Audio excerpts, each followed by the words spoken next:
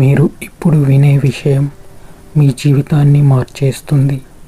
మన ఆలోచనలు మన శ్వాసను నియంత్రిస్తాయా, లేదా మన శ్వాసే మన ఆలోచనలు నియంత్రిస్తుందా?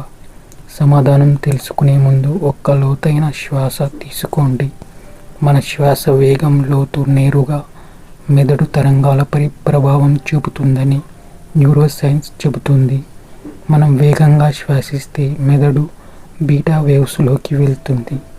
ఆందోళన, ఒత్తిడి పెరుగుతుంది.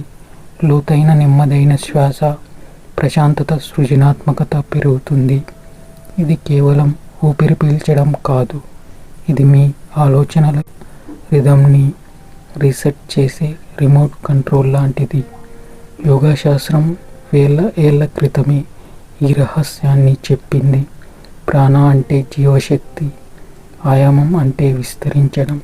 ప్రాణాయామం ద్వారా మనం కేవలం శ్వాసనే కాదు, మన ఆలోచనల తరంగాలను కూడా నియంత్రించగలము.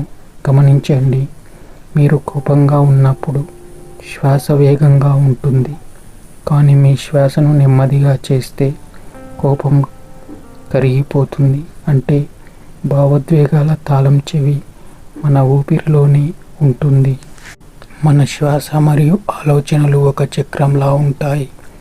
ఆలోచనలు శ్వాసను ప్రభావితం చేస్తాయి, శ్వాస ఆలోచనలను ప్రభావితం చేస్తుంది.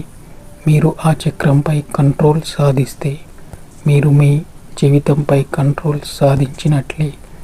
రోజుకి 5 నిమిషాలు కళ్ళు మూసుకొని లోతైన శ్వాసలో మునిగిపోవాలి. మీ ఆలోచనల కోలాహలం మౌనమవుతుంది.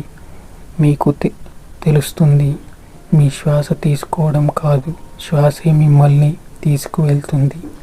ప్రాణాన్ని కట్టడి చేస్తే మనస్సును జయించవచ్చు.